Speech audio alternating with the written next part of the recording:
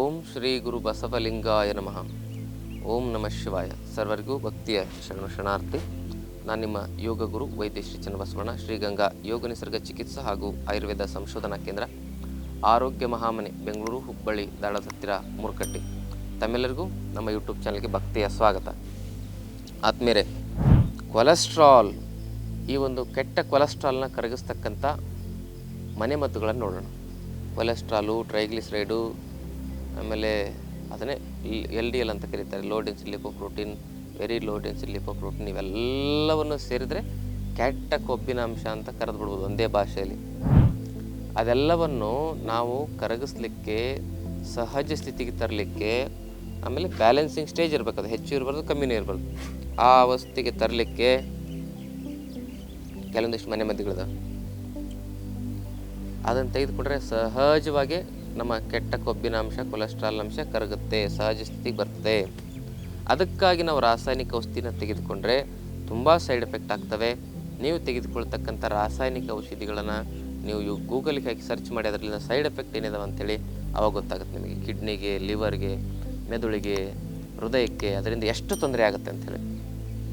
ಅದಕ್ಕಾಗಿ ಕೆಟ್ಟ ಆ ಒಂದು ಕೊಲೆಸ್ಟ್ರಾಲ್ನ ಕರಗಿಸ್ಲಿಕ್ಕೆ ನಾವೇನು ಮಾಡಬೇಕು, ಮುಖ್ಯವಾಗಿ ಲಿವರ್ನ ಕ್ರಿಯಾಶೀಲವಾಗಿ ಇಟ್ಕೋಬೇಕು. ಲಿವರ್ ಸ್ವಚ್ಛವಾಗಿದ್ದರೆ ಇಂಥ ಸಮಸ್ಯೆಗಳೇ ಬರೋದಿಲ್ಲ. ಲಿವರ್ ಪ್ರೊಫೈಲ್ ಚೆನ್ನಾಗಿದ್ದರೆ ಲಿಪಿಡ್ ಪ್ರೊಫೈಲ್ 100% ಬ್ಯಾಲೆನ್ಸ್ ಇರ್ತದೆ. ಅದಕ್ಕಾಗಿ ಲಿವರ್ ಮತ್ತು ಲಿಪಿಡ್ ಪ್ರೊಫೈಲ್ ಅಂತ ಏನು ಹೇಳ್ತಾರೆ ಮಾಡರ್ನ್ ಮೆಡಿಕಲ್ ಸೈನ್ಸಲ್ಲಿ, ಅದನ್ನು ಸರಿ ಮಾಡುವ ಒಂದು ನೈಸರ್ಗಿಕವಾಗಿರ್ತಕ್ಕಂಥ ಮನೆಮದ್ದುಗಳನ್ನು ನೋಡೋಣ.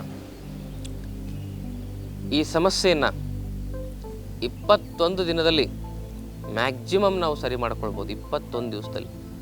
ಸಾಯೋವರೆಗೂ ಮೆಡಿಸಿನ್ ತಗೋ ಅಂತ ಹೇಳ್ತಾರೆ ಡಾಕ್ಟ್ರುಗಳು, ಮತ್ತು 21 ದಿವಸದಲ್ಲಿ ಸರಿ ಮಾಡ್ಕೋಬೋದು ಅಂತ ಹೇಳ್ತಿದಾರಲ್ಲ, ಇದು ಹೇಗೆ ಸರಿ ಹೇಳ್ತಿದ್ದಾರಾ ಅಥವಾ ಇವರು ಫೇಕಾ ಅನ್ನೋ ವಿಚಾರವನ್ನು ನೀವು ಮನಸ್ಸಿನಲ್ಲಿ ನಿಮಗೆ ಕೆಲವೊಬ್ಬರಲ್ಲಿ ಬರ್ತಿರ್ಬೋದು. ಪ್ರಾಕ್ಟಿಕಲಾಗಿ ಮಾಡಿ ನೋಡಿದ್ರೆ ನಿಮಗೆ ಗೊತ್ತಾಗುತ್ತೆ.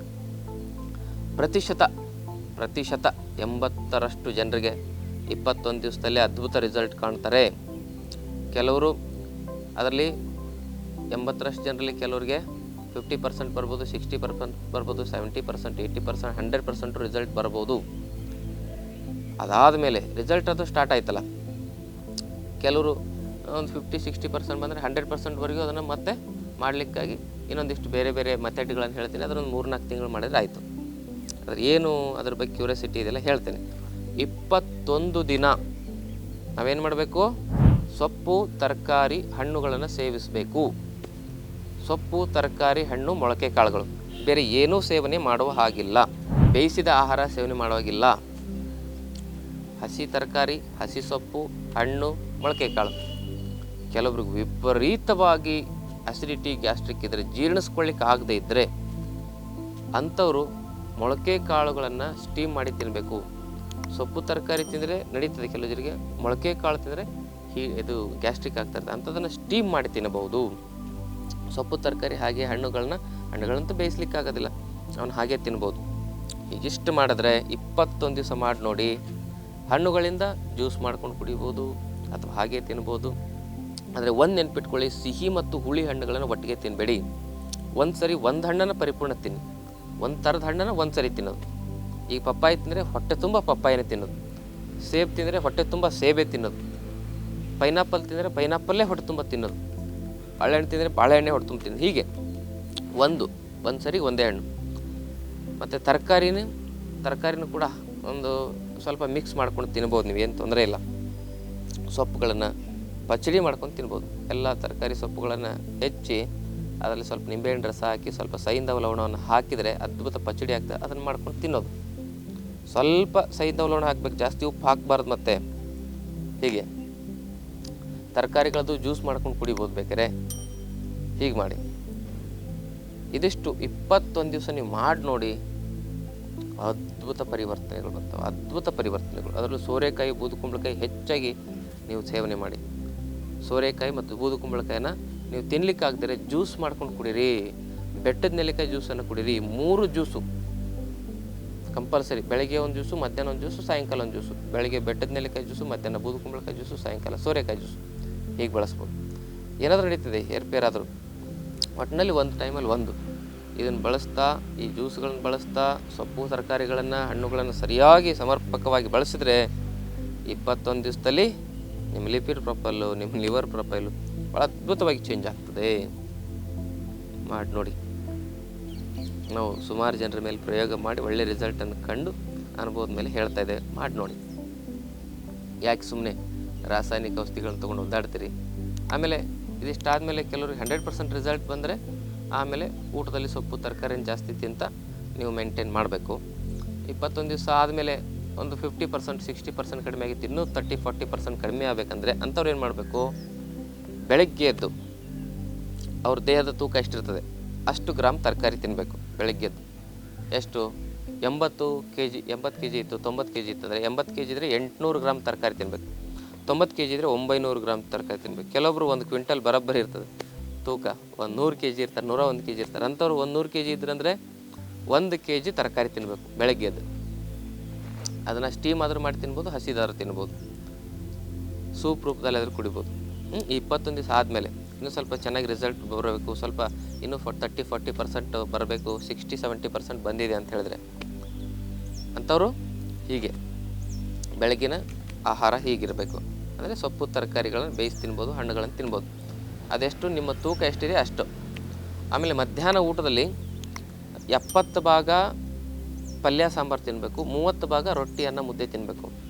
ಮತ್ತು ಸಾಯಂಕಾಲ ಸಿರಿಧಾನ್ಯಗಳಿಂದ ಗಂಜಿ ಮಾಡ್ಕೊಂಡು ಕುಡಿಬೋದು, ಅಥವಾ ಬೇಯಿಸಿರೋ ತರಕಾರಿ ತಿನ್ಬೋದು, ಅಥವಾ ಹಣ್ಣು ತಿನ್ಬೋದು. ಇಷ್ಟು ನೀವು ಮಾಡಿದ್ರೆ ಸಾಯಂಕಾಲದ ಆಹಾರ 6:30 ಒಳಗಡೆ, ಮ್ಯಾಕ್ಸಿಮಮ್ 7 ಗಂಟೆ ಒಳಗಡೆ ಸೇವನೆ ಮಾಡಬೇಕು. ಇದನ್ನಿಷ್ಟು ಒಂದು 3-4 ತಿಂಗಳು ಕಂಟಿನ್ಯೂ ಮಾಡಿ ನೋಡಿ, ವಂಡರ್ಫುಲ್ ರಿಸಲ್ಟ್. ಇದು ಚೆನ್ನಾಗೇ ಇದೆ. ಲೈಫ್ ಟೈಮ್ ಇದೇ ಡೈಟನ್ನು ಕಂಟೈನ್ ಮಾಡಿದರೂ ಸಾಕು, ಅದ್ಭುತವಾಗಿ ಆರೋಗ್ಯಪೂರ್ಣವಾಗಿರ್ಬೋದು. BP ಬರೋದಿಲ್ಲ, ಶುಗರ್ ಬರೋದಿಲ್ಲ, ಯಾವ ರೋಗಗಳು ಬರೋದಿಲ್ಲ. ಹೀಗೆ ಇದರ ಪ್ರಯೋಗವನ್ನು ಮಾಡಿ ಆರೋಗ್ಯವಂತರಾಗಿ ಬದುಕಿ ಅಂತಕ್ಕಂಥ ಮಾತನ್ನು ಹೇಳ್ತೀವಿ. ಯಾಕೆ ಹೀಗಾಗುತ್ತೆ ಅಂದರೆ ಸೊಪ್ಪು ತರಕಾರಿಗಳಲ್ಲಿ ಅದ್ಭುತವಾಗಿ ಆ್ಯಂಟಿ ಆಕ್ಸಿಡೆಂಟ್ಗಳಿರ್ತವೆ, ಮತ್ತು ಡಿಟಾಕ್ಸ್ ಮಾಡ್ತಕ್ಕಂಥ ಶಕ್ತಿ ಸೊಪ್ಪು ತರಕಾರಿಗಳಲ್ಲಿ ಇರ್ತದೆ. ಡಿಟಾಕ್ಸು ಮಾಡುತ್ತೆ, ಎನರ್ಜಿಯನ್ನು ಕೂಡ ಬೂಸ್ಟ್ ಮಾಡುತ್ತೆ. ಎನರ್ಜಿ ಬೂಸ್ಟರ್ ಆಗಿ, ಡಿಟಾಕ್ಸ್ ಆಗಿ ಇದು ಕೆಲಸ ಮಾಡ್ತದೆ. ಅದಕ್ಕಾಗಿ ಇದರಲ್ಲಿ ಅದ್ಭುತವಾಗಿರ್ತಕ್ಕಂಥ ಮಿನರಲ್ಸ್ಗಳಿರ್ತವೆ, ಮತ್ತು ಪ್ರೋಟೀನ್ ಅಂಶ ಇರ್ತದೆ, ವಿಟಮಿನ್ಸ್ ಅಂಶ ಇರ್ತದೆ, ಆಮೇಲೆ ಕಾರ್ಬೋಹೈಡ್ರೇಟು, ಫೈಬರು ಇವೆಲ್ಲ ಸಮತೋಲನವಾಗಿರ್ತವೆ. ನಾವು ಕಾರ್ಬೋಹೈಡ್ರೇಟ್ ಜಾಸ್ತಿ ತಿಂದು ಲಿಪಿಡ್ ಪ್ರೊಫೈಲು, ಲಿವರ್ ಪ್ರೊಫೈಲು ಹಾಳಾಗಿರುತ್ತೆ. ಅದಕ್ಕೆ ಕಾರ್ಬೋಹೈಡ್ರೇಟನ್ನು ಸಮತೋಲನವಾಗಿ ತೆಗೆದುಕೊಂಡಾಗ, ಎಲ್ಲವನ್ನೂ ಸಮತೋಲನವಾಗಿ ತೆಗೆದುಕೊಂಡಾಗ ಸಮಸ್ಯೆ ತಾನೇ ಹೋಗ್ತದೆ. ಅದಕ್ಕೆ ಆಹಾರವೇ ಪರಮೌಷಧಿ ಅಂಥೇಳಿ ಆಯುರ್ವೇದ ಶಾಸ್ತ್ರದಲ್ಲಿ ಹೇಳಿದ್ದಾರೆ. ಆಯುರ್ವೇದ ಅಂತ ಹೇಳಿದರೆ ಆಯಸ್ಸನ್ನು ವೃದ್ಧಿಸುವ ಜ್ಞಾನ. ಕಾಲಕಾಲಕ್ಕೆ ಇದನ್ನು ಪರಿವರ್ತನೆ ಮಾಡಬಹುದು ಅಂತಲೂ ಕೂಡ ಆಯುರ್ವೇದ ಶಾಸ್ತ್ರದ ಒಂದು ನಮ್ಮ ಋಷಿ ಮುನಿಗಳು ತಮ್ಮ ಅಭಿಪ್ರಾಯಗಳನ್ನ ಗ್ರಂಥಗಳಲ್ಲಿ ಉಲ್ಲೇಖ ಮಾಡಿದ್ದಾರೆ. ಅದಕ್ಕೆ ಅವರ ಮಾರ್ಗದಲ್ಲೇ ಕೆಲವೊಂದಿಷ್ಟು ಅಪ್ಡೇಟನ್ನು ಮಾಡಿ ಈ ಒಂದು ಮೆಥಡನ್ನು ನಾವು ಹಲವಾರು ಜನರಿಗೆ ಪ್ರಯೋಗ ಮಾಡಿ ಕಂಡುಹಿಡಿದು ತಮಗೆ ಹೇಳ್ತಾ ಇದ್ದೀವಿ. ಎಲ್ಲರಿಗೂ ಕೂಡ ಒಳ್ಳೆ ರಿಸಲ್ಟ್ ಬಂದಿರುವ ಅನುಭವದ ಮೂಲಕ ಹೇಳ್ತದೆ. ತಾವು ಕೂಡ ಮಾಡಿದರೆ ಪ್ರಯೋಜನ ಪಡ್ಕೊಳ್ಳಿ. ನಮ್ಮ ಆಶ್ರಮದಲ್ಲಿ 5 ದಿನದ ಆರೋಗ್ಯದ ಶಿಬಿರ ಇದೆ ಪ್ರತಿ ತಿಂಗಳು. ಅಲ್ಲಿ ಆಹಾರದ ಬಗ್ಗೆ, ಯೋಗದ ಬಗ್ಗೆ, ಧ್ಯಾನ ಇವೆಲ್ಲದರ ಬಗ್ಗೆ ಮಾಹಿತಿ ಕೊಡ್ತೇವೆ.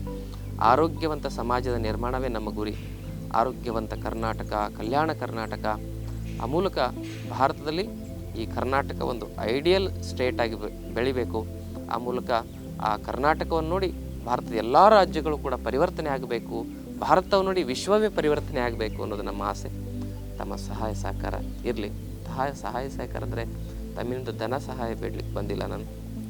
ಈ ವಿಚಾರಗಳನ್ನ ಎಲ್ಲರಿಗೂ ಶೇರ್ ಮಾಡೋದು, ತಮ್ಮ ಅಮೂಲ್ಯವಾದ ಪ್ರೀತಿಯಿಂದ ಈ ಒಂದು ವಿಡಿಯೋಗಳಿಗೆ ಲೈಕ್ ಮಾಡೋದು, ಶೇರ್ ಮಾಡೋದು ಮಾಡಿದ್ರೆ ಅದೇ ನಮಗೆ ಶಕ್ತಿ ಆಗ್ತದೆ ಅಂತಕ್ಕಂಥ ವಿಚಾರವನ್ನು ತಿಳಿಸ್ತಾ ತಮ್ಮೆಲ್ಲರಿಗೂ ಶರಣಾರ್ಥಿ.